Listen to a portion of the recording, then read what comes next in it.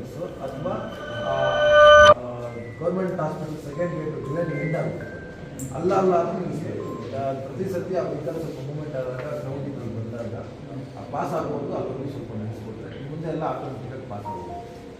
ಎಲ್ಲ ಮಸೀದಿ ಮದಿನ ಮಸೀದಿಗಳು ಆ ಕಡೆ ಹೋಗ್ತಾರೆ. ಯಾವತ್ತೂ ಪ್ರತಿ ವರ್ಷ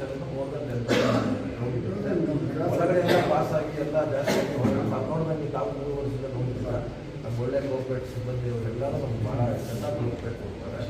ಈ ವರ್ಷ ಮಸೀದಿ ಮುಂದೆ ಆ ಥರ ಏನಿಲ್ಲ ಕನ್ಸ್ಟ್ರಕ್ಷನ್ ಇರಬೇಕಾದ್ರೆ ಅದಕ್ಕೆ ಟ್ರಾಫಿಕ್ ಏನು ಸಮಸ್ಯೆ ಆಗಿಲ್ಲ. ಅವತ್ತಿನ ದಿನ ಅದು ಸೂಕ್ತ ಬಂದೋಬಸ್ತ್ 9:30 ಯಾವತ್ತು ಡಿಕ್ಲೇರ್ ಆಗಬೇಕು 9:30 DYSP ಸರ್ ಕೋಚ್ ರಿಕ್ವೆಸ್ಟ್ ಬಂದಿದ್ದು ಸರ್. ನಗರಸಭೆಯವರಿಗೆ ನಾವು ಅವ್ರಿಗೆ ಕೊಡ್ತೀವಿ.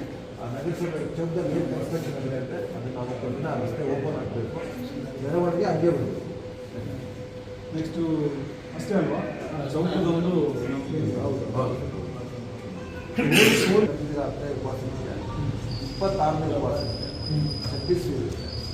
ಅದಿದ್ದಾಗ ಇಡೀ ರಾತ್ರಿ ಬೆಳಗ್ಗೆ 5 ಗಂಟೆವರೆಗೂ ಮಸೀದಿಗಳಲ್ಲಿ ಜಾಗರಣೆ ಮಾಡ್ತಾರೆ.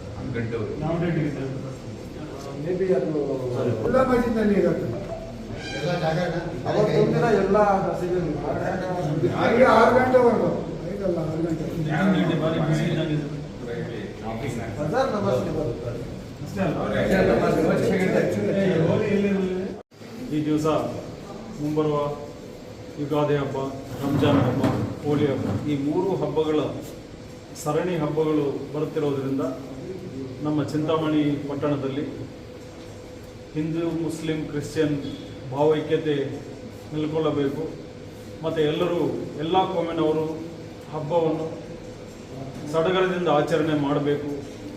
ಎಲ್ಲರೂ ಸೇರಿ ಭಾವೈಕ್ಯತೆ ಮೆರೆಯೋಣ ಅನ್ನೋ ಉದ್ದೇಶಕ್ಕೆ ಎಲ್ಲ ಮುಖಂಡರಿಗೆ ಇಲ್ಲಿ ನಾವು ಕರೆದಿದ್ದೀವಿ. ನೀವೆಲ್ಲರೂ ಬಂದಿದ್ದಕ್ಕೆ ನಿಮಗೆಲ್ಲರಿಗೂ ನಾನು ಹೃದಯಪೂರ್ವಕ ಅಭಿನಂದನೆಗಳನ್ನು ಅರ್ಪಿಸ್ತಿದ್ದೀನಿ. ಅದೇ ರೀತಿ ಕಳೆದ 2.5 ವರ್ಷದಿಂದ ನೀವು ಯಾವ ತರಹ ಪೊಲೀಸ್ ಇಲಾಖೆಗೆ ಕೋಆಪರೇಷನ್ ಕೊಡ್ತಿದ್ದೀರೋ, ಈ ಮುಂಬರುವ 2 ಕೋಮಿನವರು ನಮಗೆ ಸಹಕಾರ ನೀಡಬೇಕಂತ ಈ ಮೂಲಕ ನಿಮಗೆ ಕೇಳ್ಕೊಳ್ತಿದ್ದೀವಿ.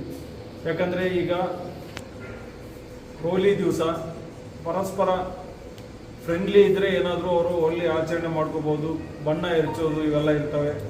ಸುಮಾರು ಜನ PU ಎಕ್ಸಾಮ್ ಸ್ಟಾರ್ಟ್ ಆಗಿದೆ, ಎಕ್ಸಾಮ್ಸ್ಗೆ ಹೋಗ್ತಿರ್ತಾರೆ. ಕೆಲವರು ನಮಾಜ್ಗಳಿಗೆ ಹೋಗ್ತಿರ್ತಾರೆ, ಕೆಲವರು ದೇವಸ್ಥಾನಕ್ಕೆ ಹೋಗ್ತಿರ್ತಾರೆ, ಕೆಲವರು ಹಾಸ್ಪಿಟಲ್ಸ್ಗೆ ಹೋಗ್ತಿರ್ತಾರೆ. ಇವರೆಲ್ಲರಿಗೂ ಏನು ತೊಂದರೆ ಆಗದ ಹಾಗೆ ಆಚರಣೆ ಮಾಡಬೇಕು. ಮತ್ತು ಈ ರಂಜಾನ್ ಹಬ್ಬ ಪ್ರಯುಕ್ತ ಫಾಸ್ಟಿಂಗ್ ಬಿಡೋ ಟೈಮ್ಗೆ ಏನಾದರೂ ಟ್ರಾಫಿಕ್ ಅಡಚಣೆ, ಏನಾದರೂ ಟ್ರಾಫಿಕ್ ಸಂಘರ್ಷ ಇಂಥವಾದಾಗ ಪೊಲೀಸ್ ಗಮನಕ್ಕೆ ತರಬೇಕು.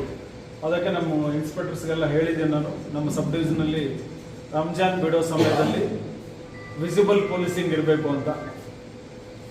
ಆ ಮಸೀದಿಗಳ ಹತ್ತಿರ ಮೇನ್ ಪಾಯಿಂಟ್ಸ್ಗಳಲ್ಲಿ ಎಲ್ಲರೂ ಕಡ್ಡಾಯವಾಗಿ ನಮ್ಮ ಪೊಲೀಸರಿಗೆ ಇರೋಕ್ಕೆ ನಾನು ಸೂಚನೆಗಳನ್ನು ನೀಡಿದ್ದೀನಿ.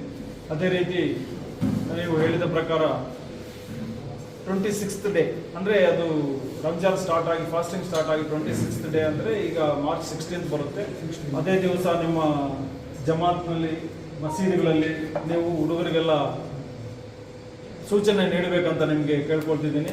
ಯಾವುದೇ ರೀತಿ ರಾತ್ರಿ ಎಲ್ಲ ಜಾಗರಣೆ ಇಡ್ತೀವಿ ಅನ್ನೋ ಉದ್ದೇಶಕ್ಕೆ ಟೈಮ್ ಪಾಸ್ಗೆ ಎಲ್ಲ ಲೈಟ್ಗಳು ಹೊಡೆಯೋದು, ಟ್ರಿಪಲ್ ರೈಡಿಂಗ್ ಹೋಗೋದು, ವೀಲಿಂಗ್ ಮಾಡೋದು, ಡಿಸ್ಟರ್ಬೆನ್ಸ್ ಆಗೋ ಥರ ವರ್ತನೆ ಮಾಡೋದು ಇವೆಲ್ಲ ಮಾಡಬಾರ್ದಂತ ನೀವು ಮಸೀದಿಗಳಲ್ಲಿ ಹೇಳಬೇಕು. ಬಟ್ ನಮ್ಮ ಗಮನಕ್ಕೆ ಬಂದರೆ ಡೆಫಿನೆಟಾಗಿ ನಾವು ಆ್ಯಕ್ಷನ್ ತಗೊಳ್ತೀವಿ. ಇವನ್ನ ವಿಡಿಯೋ ರೆಕಾರ್ಡಿಂಗ್ ಮಾಡೋಕ್ಕೆ ಹೇಳಿದ್ದೀನಿ ನಮ್ಮ ಪೊಲೀಸರಿಗೆ. ಸೊ ಅದೇ ರೀತಿ ನೆಕ್ಸ್ಟು ಇದು ಹಬ್ಬಗಳ ಪ್ರಯುಕ್ತ ನಾನು ಹೇಳೋದು. ಇನ್ನು ನೆಕ್ಸ್ಟ್ ರಿಪೀಟೆಡಾಗಿ ಹೇಳಬೇಕಂದ್ರೆ ಕ್ರೈಮ್ ಪ್ರಿವೆನ್ಷನ್ ಬಗ್ಗೆ ಮತ್ತು ಟ್ರಾಫಿಕ್ ಅವೇರ್ನೆಸ್ ಬಗ್ಗೆ ನಮ್ಮ ಚಿಂತಾಮಣಿ ಪಟ್ಟಣದಲ್ಲಿ ಎಷ್ಟು ಹೇಳಿದ್ರೂ ನಮಗೆ ಸಾಕಾಗ್ತಿಲ್ಲ. ಅತಿ ಶೀಘ್ರದಲ್ಲೇ ನಮ್ಮ ಈಗಿನ ಸರ್ಕಾರ ಪ್ರಯತ್ನ ಮಾಡ್ತಾ ಇದೆ. ಒಂದು ಟ್ರಾಫಿಕ್ ಪೊಲೀಸ್ ಸ್ಟೇಷನ್ ಬಂದರೆ ಎಲ್ಲರಿಗೂ ಅನುಕೂಲ ಆಗ್ತದೆ. ಬಟ್ ಪೊಲೀಸ್ ಇಲಾಖೆ ಸಿಬ್ಬಂದಿ ಜೊತೆಗೆ ನಮ್ಮ ಚಿಕ್ಕಬಳ್ಳಾಪುರ ಪಟ್ಟಣಕ್ಕಿಂತ ಹೆಚ್ಚಿಗೆ ಪಾಪ್ಯುಲೇಷನ್ ಇರುವ ನಮ್ಮ ಚಿಂತಾಮಣಿ ಪಟ್ಟಣದಲ್ಲಿ ನಾವು ನಾಗರಿಕರು ಸಹ ನಾವು ಅರಿತುಕೋಬೇಕು. ಹೆಲ್ಮೆಟ್ ಧರಿಸೋದಾಗಲಿ, ಟ್ರಾಫಿಕ್ ಸಿಗ್ನಲ್ ಜಂಪ್ ಮಾಡದೇ ಇರೋದಾಗಲಿ, ಟ್ರಿಬಲ್ ರೈಡಿಂಗ್ ಆಗಲಿ, ಅಂಡರ್ ಏಜ್ ವೆಹಿಕಲ್ ಕೊಡೋದಾಗಲಿ, ಇವೆಲ್ಲ ಕಾನೂನು ತುಂಬ ದೃಢವಾಗಿದೆ ಈಗ. ಅದಕ್ಕೆ ನೀವು ಟೆಂಪಲ್ಗಳಲ್ಲಾಗಲಿ, ಚರ್ಚ್ಗಳಲ್ಲಾಗಲಿ, ಮಸೀದಿಗಳಲ್ಲಾಗಲಿ ಈ ಮಕ್ಕಳಿಗೆ, ಸ್ಟೂಡೆಂಟ್ಸ್ಗೆ, ಇವ್ರಿಗೆ ಈ ಬಗ್ಗೆ ಅರಿವು ಮೂಡಿಸ್ಬೇಕಂತ ನಾನು ಕೇಳ್ಕೊಳ್ತಿದ್ದೀನಿ. ಅದೇ ರೀತಿ ಯಾವುದೇ ರೀತಿ ಸೋಷಿಯಲ್ ಮೀಡಿಯಾದಲ್ಲಿ ಏನೇ ಬಂದರೂ ಸಹ ಅದು ಕನ್ಸರ್ನ್ಡ್ ಪೊಲೀಸ್ ಇಲಾಖೆಯೊಂದಿಗೆ ಚರ್ಚಿಸಿ ಅದು ನಿಜಾನ ಇಲ್ವಾ ಅಂತ ನೀವು ಗಮನಿಸಿ ಅದನ್ನು ಪರಿಗಣನೆಗೆ ತಗೋಬೇಕು. ಯಾಕಂದರೆ ಅದಕ್ಕೇನು ಸೆಂಡಿಂಗ್ ಏನು ದುಡ್ಡಿಲ್ಲ, ಅದಕ್ಕೆ ಇಷ್ಟ ಬಂದಂಗೆ ಏನು ಇಷ್ಟ ಬರ್ತದೋ ಅದು ಸ್ಪ್ರೆಡ್ ಮಾಡ್ತಿದ್ದಾರೆ. ಅದಕ್ಕೆ ನಾವು ಎಲ್ರಿಗೂ, ನಿಮ್ಮಲ್ಲಿ ಎಲ್ಲ ಕೊಮ್ಮಿನವ್ರಿಗೆ ಹೇಳೋದೊಂದೇ, ಒಂದು ಸೋಷಿಯಲ್ ಮೀಡಿಯಾದಲ್ಲಿ ಒಂದು ಮೆಸೇಜನ್ನು ನೀವು ಸ್ಪ್ರೆಡ್ ಮಾಡೋಕ್ಕೆ ಮುಂಚೆ 10 ಸಲ ಯೋಚನೆ ಮಾಡಬೇಕು. ನಾನು ಇನ್ಸ್ಪೆಕ್ಟರ್ಗೆ ಹೇಳಿದ್ದೀನಿ, ಪ್ರತಿ ಸ್ಟೇಷನಲ್ಲಿ ಸೋಷಿಯಲ್ ಮೀಡಿಯಾದಲ್ಲಿ ಯಾರು ಇಂಥವು ಸ್ಪ್ರೆಡ್ ಮಾಡ್ತಾರೋ ಅವ್ರದ್ದೇ ಸಪ್ರೇಟಾಗಿ ಒಂದು ಲಿಸ್ಟ್ ಮಾಡೋಕ್ಕೆ ಹೇಳಿದ್ದೀನಿ, ಒಂದು ಫೈಲ್ ಮಾಡೋಕ್ಕೆ ಹೇಳಿದ್ದೀನಿ.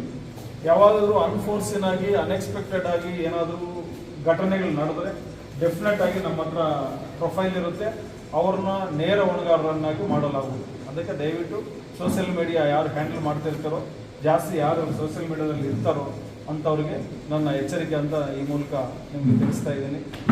ಇಷ್ಟು ಹೇಳಿ ನೀವೆಲ್ಲರೂ ನಮ್ಗೆ ಕೋಆಪ್ರೇಟ್ ಮಾಡಬೇಕು ಅಂತ ನಿಮಗೆ ಮನವಿ ಮಾಡ್ಕೊಳ್ತಿದ್ದೀನಿ.